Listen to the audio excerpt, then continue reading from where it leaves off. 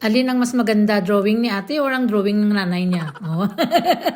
Hello mga tita and tito. So today's video, ipakita ko sa inyo mga drawing ng anak ko. Oh, ito yung mga latest niya ng mga drawings, tita, kasi after niya na mag-drawings, ginalagay yan sa lamesa ko. So nakita ko lately, tita, nagapaganda ang mga drawings niya. Tingnan niyo pala mga shape ng mga katawan. Ako yan actually. Yan, ako yan.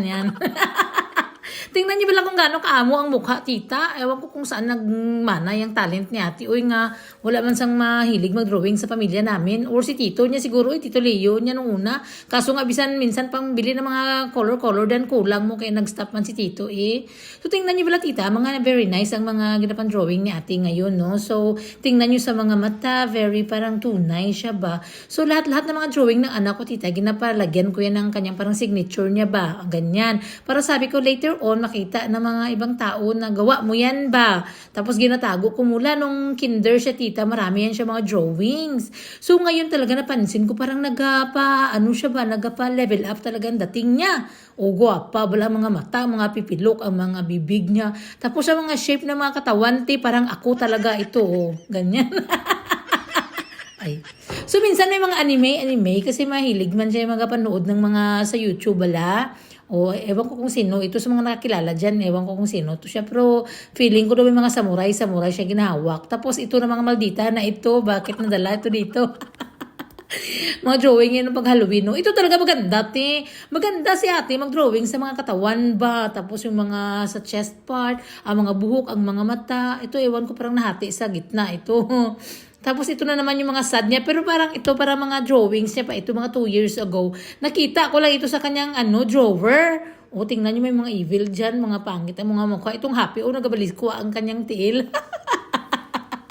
Ay, kaso minsan parang madami ang gusto ni ate. Parang nalilibog ang mama niya kung alin ba talaga ang gusto niya sa buhay.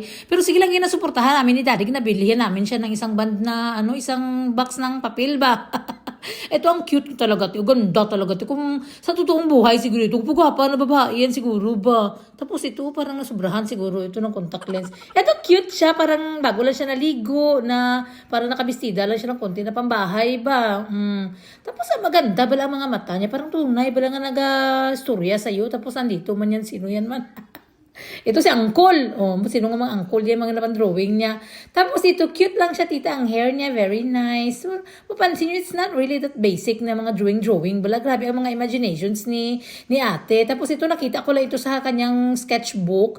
Maganda din. Ako yan. Ako yan. Yan ang mga katawan ko nung una. Kasi... Ito siya para medyo suplada, tita, nagalokdo siguro ng mga bunot at mga galom. Ito sila, bakit hindi sila naga-smile, no? So, nagkapangukay ako dito. Ngayon, tita, nakita, ang ganda man talagang babae yan sa gitna. O, yambot na lang.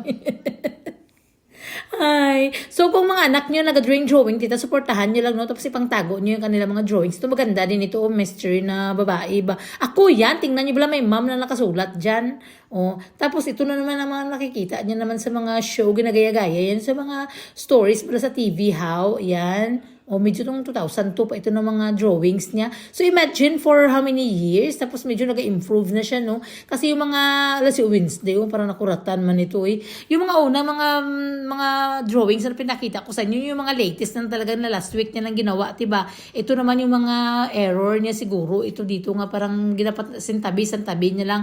Basta very proud niyan siya. Ginalagay niya sa taas ng aking lamesa para makita ako din. Ay, very proud ng mama. Ay, ako pa.